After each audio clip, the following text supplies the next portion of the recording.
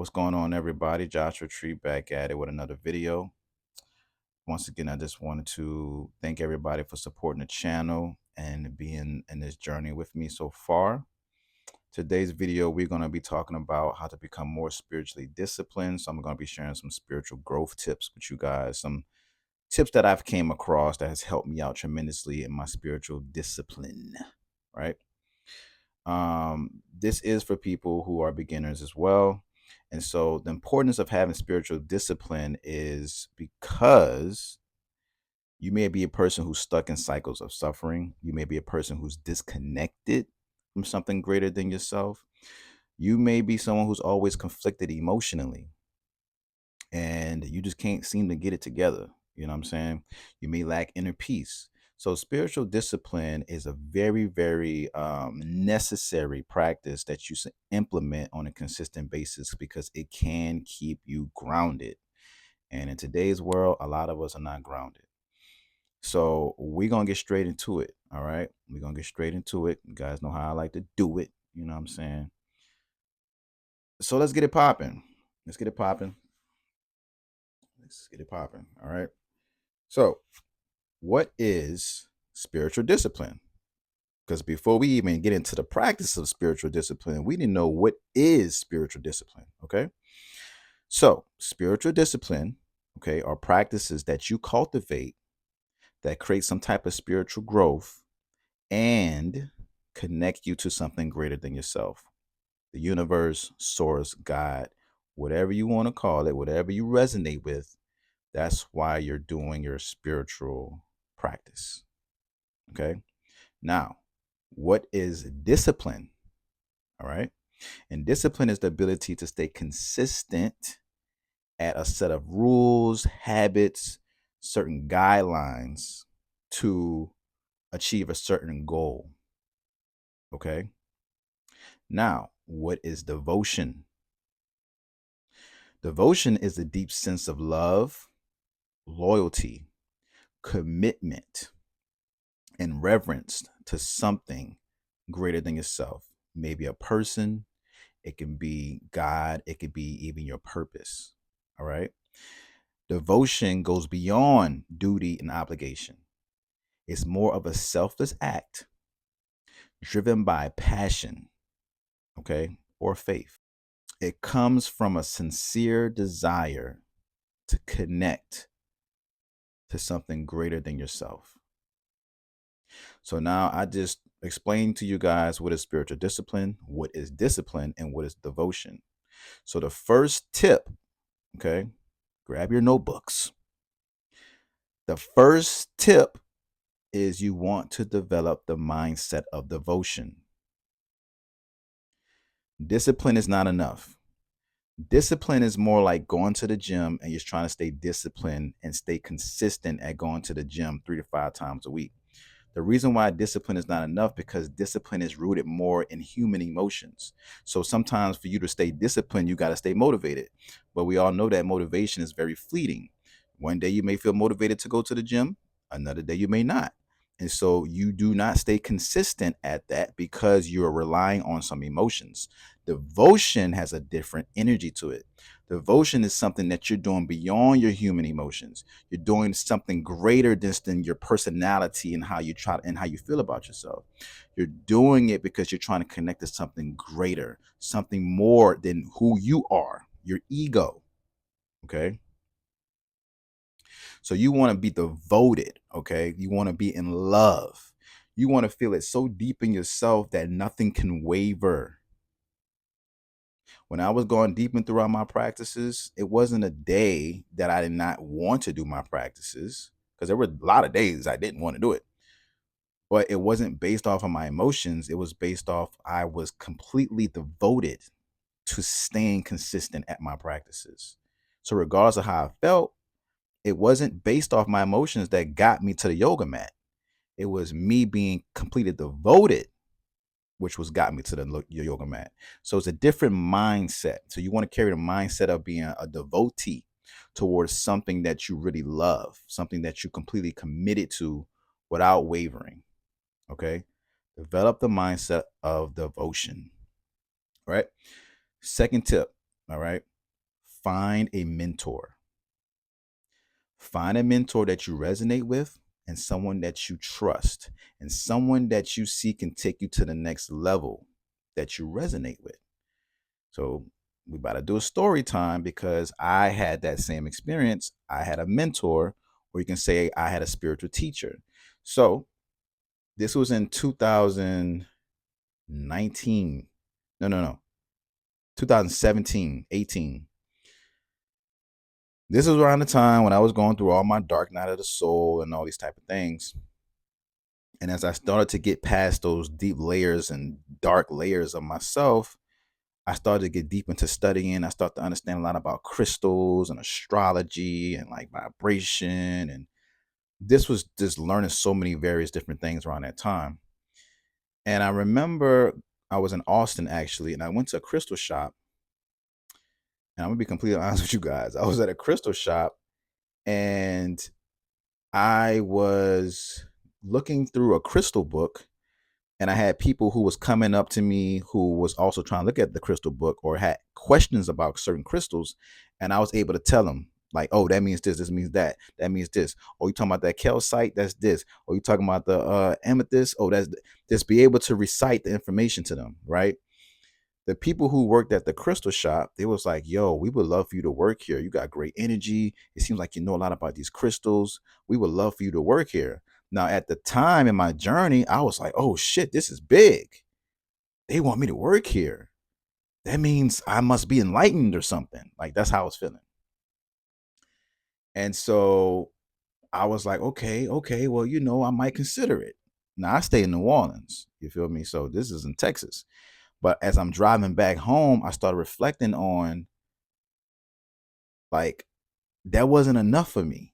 It wasn't enough for me to be like, oh shit, like someone says I could come work at a crystal shop. That must mean I know some shit. That must mean I'm spiritually inclined.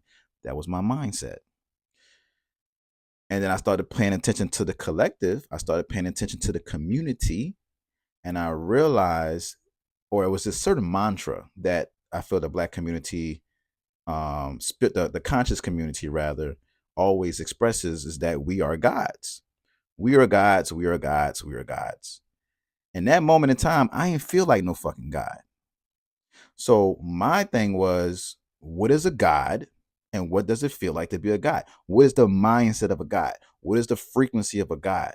Because I didn't feel like that. So I'm like, yo, I got to go back to the drawing board because it's for me personally, they don't do nothing for my ego to say that I'm a God. They don't do nothing for me. It doesn't do nothing for me. I have to embody that. A lot of times people are just expressing it and it's just a title. I had to feel that within myself. Went on YouTube, right? Same channel y'all on right now. Went on YouTube, okay? And I started doing research. First person I came across was Bobby Hemmett. Now, I'm going through Bobby Hemmett videos and I'm like, Bobby is fucking advanced. I ain't know who he was, but he was hella advanced. But around the time, I had a circle of teachers who I was listening to consistently, and Bobby was somebody different. So I was like, okay, it's something about him. I don't know. It's something about his energy that's kind of getting me into his arena, but it wasn't enough to seal the deal. And throughout that process, I came across other people, Dr. Africa and maybe Minister Inky and some other cats. And I kept seeing in my little suggested videos a guy named Brother Panic. And the first thing I kept saying to myself, it's probably some other dude probably yelling that he this and he that, or I feel like sometimes it's a side note. I feel like sometimes a lot of people in the black conscious community, they're very egotistical, and I'm very mindful of that. So it's like I don't want to listen to somebody else who just talking from a book, basically. And so I see, Brother Panic because he kept showing up. So I click on Brother Panic's page, listen to one of his videos, and that was all, folks. The little piggy said it was all, folks. That was a wrap. I listened to Brother Panic, and that was a wrap. And if anyone on this video listened to this video, you know what the fuck I mean when you listen to Brother Panic. So Brother Panic became my mentor. He became my spiritual teacher in my eyes. Brother Panic never told no one to follow him. He don't even look at himself like that. But I looked at him like that. And so I said that to say, following Brother Panic, listening to his mindset, listen to the things that he was teaching, not only elevated me to another level, but I started to adopt his mindset because I resonated with him so much. Okay. So, and as a side note for people who don't know Brother Panic, he did transition, and I have so much love for him, and he has taught me so much. So thank you, Brother Panic, for everything that you've done for me. And I'm pretty sure thousands, if not millions, because I know you had a whole crew, you know what I'm saying? So shout out to Brother Panic. And so I say that to say, second tip is find a mentor. Okay. Um, some of the things that I did when I was working with Brother Panic or like into his world was I binge watch all of his content as much as I can. I took his class. I invested. When you find that mentor, invest. Don't just be around there like, I don't know. Invest. You have to invest to go deeper. Okay. This is all part of your spiritual practice. Okay. I attended his lectures. I studied him. I didn't really listen to him after a while. I started to study him because I want to understand his mindset. So when you have a certain mentor in your life, understand their mindset, because that's ultimately where the reward is at. That's what you're looking to gain from that person or that experience. You want to adopt their mindset. Think about it like this. If you are what is called? If you are a thousandaire, right? And you're trying to become a millionaire, when you be around millionaires, they have a different mindset from people who only can make $1,000. The mindset is completely different. You adopt their mindset, you start thinking on that frequency. So you always want to find a mentor who you can adopt their mindset to shift your mindset to amplify you. Okay. All right. Third tip, find a cause or a purpose, something that you believe deeply into, something that gravitates you that you want to do. Okay. So, for example, for me, like I said, the reason why I was able to stay so spiritually disciplined was because of Brother Panic. Brother Panic was teaching stuff that I never heard before. He made me feel empowered. And so I wanted to embody that empowerment. So I did everything I can to embody that empowerment. So I did all the practices that he maybe have suggested and other things that I came across on my own solo research. But I wanted to feel empowered. And so therefore, I stayed disciplined at that because that was the cause. I had that deeply inside of me. Like I said, I was devoted, and that was part of the cause to my devotion. Okay. Also, I also help people. So I am into energy healing. I am into inner child work and all these various different things. But specifically for energy healing, I had to, for people who are deep into energy healing, may know that you got to keep your energy right. So I had to stay consistent in my chakra practices. I had to stay consistent in like my yoga practices. Um, excuse me. I had to make sure my energy maintenance was good. My energetic hygiene was good before I go do work on anybody else. That was something I was committed to. Okay. That was the reason why I stayed committed for so long. And I was devoted for so long because I'm in the space of healing and helping people heal. Okay. So find something that you're deeply passionate about, something that makes your heart beat. And when you find it, don't be afraid. Don't be afraid to pursue it because it's in your heart. It's not up here. Your mind is a fearful entity. It will prevent you from anything that it feels unsafe or uncertain with. Your heart don't feel like that. Your heart doesn't feel like that. You got to drop into that heart and lead with your heart. This is a practice within the self. Okay. And last but not least, trauma. Trauma, folks, is what got me devoted and kept me spiritually disciplined. How did trauma keep me spiritually disciplined? Around 2017, here's another story for you guys. 2017, 2016, I suffered from a traumatic heartbreak. I was in a relationship and I got traumatized from it. Okay. In those stages, I was suffering from a lot of emotional pain, a lot of suicidal ideation. I wanted to take myself out. I ain't gonna hold you. But in that whole process, I kept doing what I had to do, keep doing what I needed to do. And then eventually I started developing like little minor practices here and there to get me out of my funk. Now, I look at trauma in different ways. In this particular case, in this particular scenario, trauma was the catalyst for my transformation. When you look at a lot of superheroes and a lot of superhero movies, a lot of them are traumatized. Batman got abandoned because his family got killed. Deadpool got traumatized because his girlfriend got killed. The list goes on and on.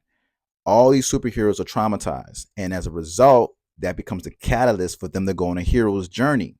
So if you suffer from some type of trauma, you can look at it like a debilitating behavior or experience or emotions, but the only thing about that is it keeps you in a state of non-existence.